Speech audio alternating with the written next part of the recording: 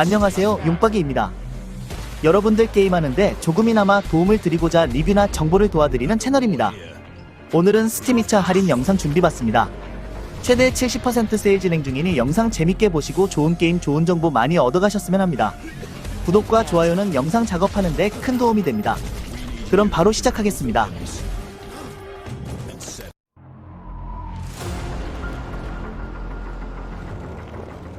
이번 게임은 스노우 러너입니다. 스노우 러너에서 가장 앞선 지형 시뮬레이션을 통해 강력한 차량의 운전석에 앉아 극한 환경을 정복해 나갈 수 있습니다. 40대 유명 브랜드의 차량을 운전하며 야성적인 오픈 월드에서 명성을 떨쳐보세요. 위험한 계약과 미션을 수행하며 진흙, 급류, 눈, 얼어붙은 호수 등 극단적인 환경을 헤쳐나가세요. 다양한 업그레이드 및 액세서리를 사용하여 차량 컬렉션을 확장하고 커스텀할 수 있습니다. 깊은 물을 헤쳐갈 수 있도록 배기 스노클을 장착하거나 눈 위에서도 달리기 쉽게 타이어에 체인을 감을 수도 있습니다. 혼자서 플레이하거나 4명 간의 협동 플레이로 다른 플레이어와 플레이할 수 있습니다.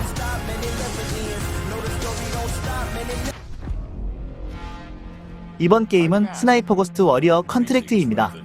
이번 스나이퍼 고스트 워리어 컨트랙트2의 스토리는 중동 가상의 국가 쿠아미르의 여성 독재자 비비 라시다를 제거하기 위해 파견됩니다. 추가로 그들이 사들인 무기까지 모두 제거를 해야 합니다. 그래서 첫 번째로 무기상 엔투안 자르자를 제거하고 그 후에 군대 신병을 훈련하는 전 SAS 장교 로날드 페인 대위, 쿠아미르의 운송 및 보급을 위해 러시아에서 정보국 요원 퓨도르 노비코프 대령까지 제거하고 최종적으로 독재자 비비라시다를 제거하면 됩니다. 스나이퍼의 다양한 상호작용 연출도 뛰어납니다. 담임 및 급습은 기본이고 근처에 폭발물을 맞추거나 적군의 무기를 무력화시키거나 전선을 저격하여 전력 공급을 차단할 수도 있습니다. 그리고 돌을 던져 적의 시야를 다른 곳으로 돌리게 만들 수 있습니다. 그리고 타깃을 없앴을 때 등장하는 슬로우 모션과 컷신이 아주 예술입니다. 다소 선정적이고 잔인함은 있지만 개인적으로는 아주 마음에 들었습니다. 이 게임은 튜토리얼을 포함해 6개의 미션밖에 없지만 미션 하나하나가 정말 재밌습니다. 스나이퍼 고스트 시리즈를 원래 즐겼거나 스나이퍼 엘리트를 즐겼던 분들이라면 아주 만족하고 즐길 수 있을 것 같습니다.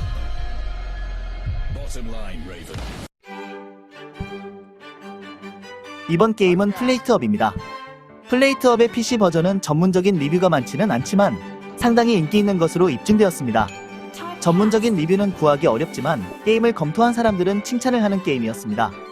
플레이트업은 플레이어가 코업에서 플레이할 수 있는 혼란스러운 요리 게임이기 때문에 오버쿡 시리즈와 비교했지만 한 가지 중요한 방법이 있습니다. 플레이트업은 실제로 로그라이트 게임으로 공식에 대한 흥미로운 반전으로 판명되었습니다. 플레이트업은 혼란스러운 주방과 레스토랑 경영을 동시에 하는 쿠킹 액션 로그라이트 게임입니다. 최대 4명의 플레이어가 가게 오픈을 준비해 손님에게 주문받고 요리부터 서빙까지 하면서 하루를 마무리합니다. 단, 손님이 원하는 시간 안에 음식을 내놓지 못하면 가게는 폐업하는 게임 방식의 룰입니다. 요리나 협동 관련된 게임을 좋아하시면 한번 해보시는 걸 추천드립니다.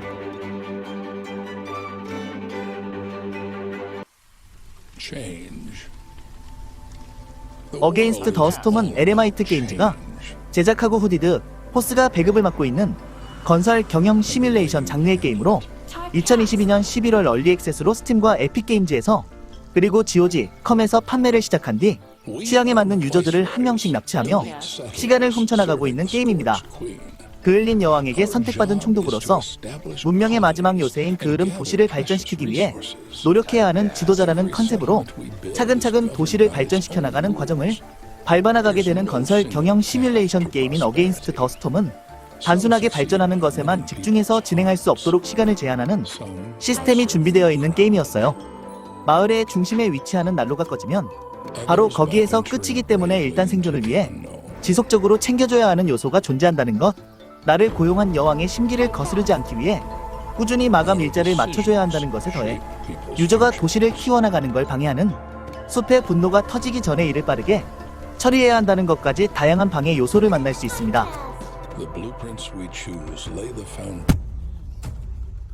이번 게임은 테일즈 오브 아이언입니다.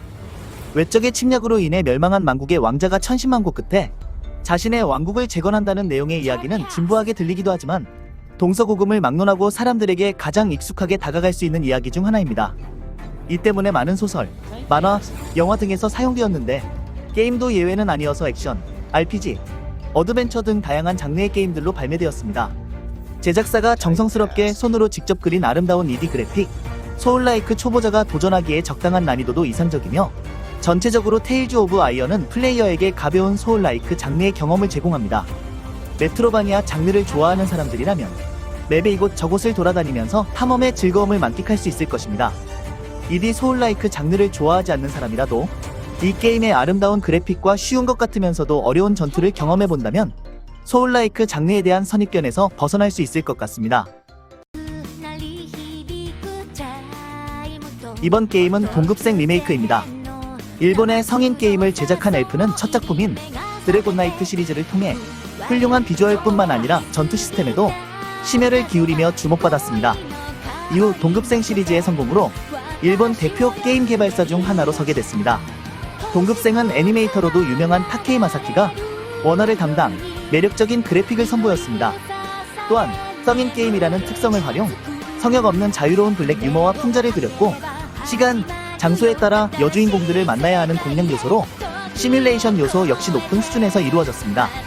높은 인기 덕의 게임은 1992년 첫 출시 이후 PC 엔진, 세가 세턴, 윈도우 95 등 다양한 플랫폼으로 이식되어 재출시되기도 했습니다. 특히 올해 2월에는 엘프 폐업 이후 판권을 구매해 엘프라는 이름의 브랜드를 출범한 DMM의 FANGA 게임즈가 리메이크 버전을 출시하기도 했습니다. 리메이크 버전은 바뀐 일러스트가 원작의 감성을 제대로 전달하지 못한다며 혹평을 받기도 했지만 다양한 편의 요소를 추가하며 시스템 부분에서 큰 개선이 이루어졌습니다.